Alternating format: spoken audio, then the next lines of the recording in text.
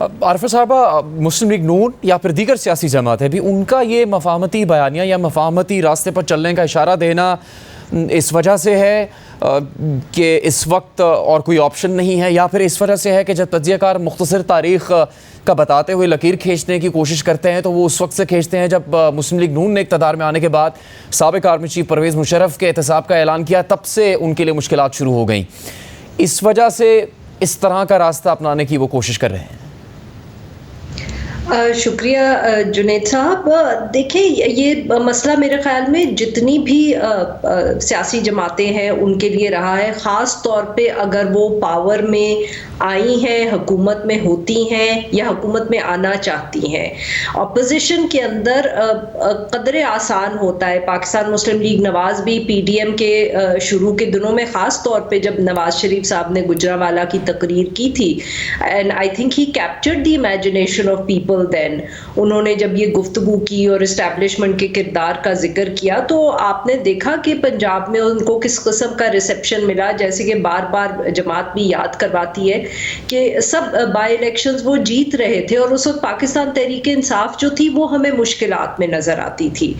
Vote of no confidence ہوا، rules reverse ہو گئے. جو حکومت میں آیا اس کے لیے مسائل بھی بڑھے، ان کو یہ پریکٹیکل پالیٹکس بھی کرنی پڑی یا پریگمیٹک پالیٹکس بھی کرنی پڑی کہ اسٹیبلشمنٹ کے کردار پہ وہ بات نہیں کر پاتے تھے. اور جو اپوزیشن میں چلی گئی جماعت، جو اس سے پہلے خود ایک پیج کی گفتگو کرتی تھی، پاکستان تحریک انصاف، انہوں نے ایک اینٹی اسٹیبلشمنٹ گفتگو کی اور وہ لوگوں میں مقبول ہو گئے.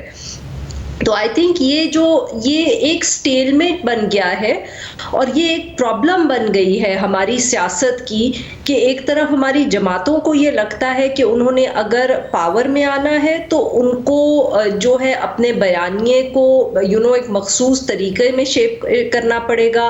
ان کو کچھ ریڈ لائنز ہیں جن کے اوپر گفتگو وہ نہیں کریں گے. اور جو لوگ ہیں، اگر ہم صرف لوگوں کی بات کریں اور وہ کس کو ووٹ کر رہے ہیں، تو وہ کلیئرلی جو ایک اینٹی اسٹیبلشمنٹ جماعت، چاہے وہ پاکستان مسلم لیگ نواز پہلے تھی اور اب پی ٹی آئی ہے، وہ اس کو ایکسیپٹ کر رہے ہیں. تو یہ میرے خیال میں صرف ایک پاکستان مسلم لیگ نواز کا مسئلہ نہیں ہے. مجھے لگتا ہے کہ یہ چیلنج جو ہے یہ ہماری پوری سیاست کے لیے ہے کہ لوگ کیا چاہ رہے ہیں، لوگوں کو کیا اپیل کرتا ہے، اور پاور میں آنے کے لیے آپ کو کیا کرنا پڑتا ہے. اور جب تک ہم اس مسئلے کو حل نہیں کریں گے، ہماری سیاست آگے نہیں بڑھ سکے گی.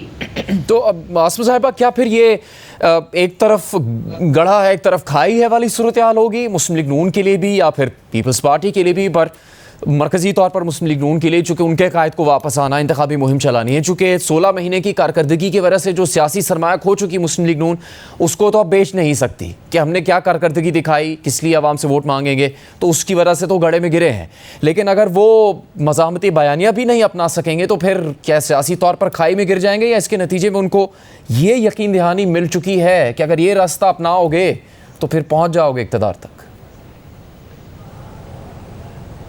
دیکھیے، میرا خیال ہے کہ مشکل تو بالکل ہے اور ابہام بھی ہے، اسی لیے ان کے بیانیے میں ابھی تک جو ہے وہ ایک کنفیوژن دکھائی دیتی ہے.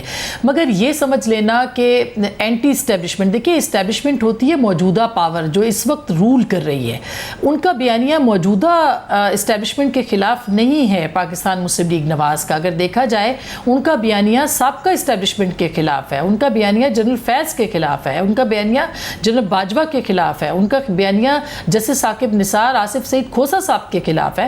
تو ان کا بیانیہ تو ان کرداروں کے خلاف ہے، اور ایک موجودہ جج بھی ہیں اس کے اندر. لیکن دیکھنا یہ ہے کہ وہ جو بیانیہ ایکسیپٹیبل اسٹیبلشمنٹ کو کیوں نہیں ہے، تو وہ ان بنیادوں کے اوپر نہیں ہے کہ یہ دروازہ کھل جائے گا اس کے بعد کہ جو بھی اسٹیبلشمنٹ ہوگی اس کے کرداروں کو پھر کہاں کہاں سے آپ نکال کے جو ہے وہ تاریخ کے سامنے، ان کے سامنے کٹہرے میں کھڑا کریں گے. تو ان کے لیے مشکل ہے یہ، اور ہماری اطلاعات بھی ہیں کہ اسی بنیاد کے اوپر جو ہے وہ شہباز شریف صاحب جو ہے نواز شریف صاحب کو سمجھاتے نظر آ رہے ہیں کہ موجودہ جو اسٹیبلشمنٹ ہے اس کے لیے حالات بالکل مختلف ہیں، اور اسی لیے ان کو جو ہے اس کے مطابق چلنا چاہیے، کیونکہ موجودہ اسٹیبلشمنٹ 9 مئی کے بعد ایک اور طرح کی مسائل کے اندر جو ہے وہ گھری نظر آتی ہے. تو ایک مفاہمت نہیں ہے، یہ مزاحمت بھی نہیں ہے. اور جہاں تک سیاسی جماعتوں کا تعلق ہے، نواز شریف صاحب اگر وطن واپس آئیں گے، ان کو پہلے تو یہ جواب دینا ہوگا کہ وہ اتنے سال جو ہے وہ باہر رہے ہیں، اور ان کس بنیاد کے اوپر رہے ہیں، یہ بھی جواب دینا ہوگا کہ 16 مہینے میں ان کے بھائی کی جو حکومت تھی ان کی کارکردگی کیا ہے، لیکن ان کے ساتھ ساتھ ان کو یہ بھی بتانا ہوگا لوگوں کو کہ ان کا پروگرام کیا ہے۔ اور یہ سیاسی رہنما پبلک اوپینین فالو نہیں کرتے، سیاسی رہنما پبلک اوپینین میکنگ کرتے ہیں۔ ان کو رائے عامہ کو بنانا ہے کہ ایک مجبور اور ایک ایسے پاکستان کو جو معاشی طور پہ بالکل گرا ہوا پاکستان ہے، اس کے لیے ان کے پاس پروگرام کیا ہے، ایجنڈا کیا ہے۔ اور شاید پیپلز پارٹی کی بھی یہی ان کو بھی کرنا پڑے گا آگے جا کے۔ بالکل پرانی اسٹیبلشمنٹ کے اوپر اعتراض ہو رہے، ان کو حقائق ضرور بتانے چاہیے۔ یہ نہیں ہو سکتا کہ آپ لوگوں کو حقائق بتائے بغیر جو ہے وہ اپنی مستقبل کی منزل کھڑے کر سکے۔ اسی لیے کہا جاتا ہے کہ اب جو ہے وہ ڈائیلاگ کا آغاز کرنا چاہیے۔ کیا ہی اچھا ہو کہ نواز شریف صاحب واپس آئیں اور وہ تمام سیاسی جماعتوں کے رہنماؤں بشمول تحریک انصاف کے عمران خان صاحب سے رہنماؤں سے جیل میں رابطہ کریں اور ان سے کہیں کہ آئیے مل کے بات کرتے ہیں، اور اگر عمران خان صاحب جو ہیں وہ پچھتاتے ہیں کہ جو کچھ ہوا پاکستان کی سیاست پہ یا افسوس کا اظہار کرتے ہیں، تو ان کو بھی اپنے ساتھ شامل کریں اور ان سے کہیں کہ مل کے پاکستان کے مستقبل کے لیے بات کریں۔ یہی نوابزادہ نصر اللہ صاحب کی آج برسی ہے، ان کا کردار یہی ہوتا تھا۔ وہ کبھی الیکشن جیتنے کے لیے سیاست نہیں کرتے تھے، مگر انہوں نے پاکستان کی جمہوریت کے لیے بڑا کام کیا، تو یہ کسی نہ کسی کو یہ کام کرنا ہے۔ تو نواز شریف صاحب یہ کام کریں، آصف علی زرداری صاحب یہ کام کریں۔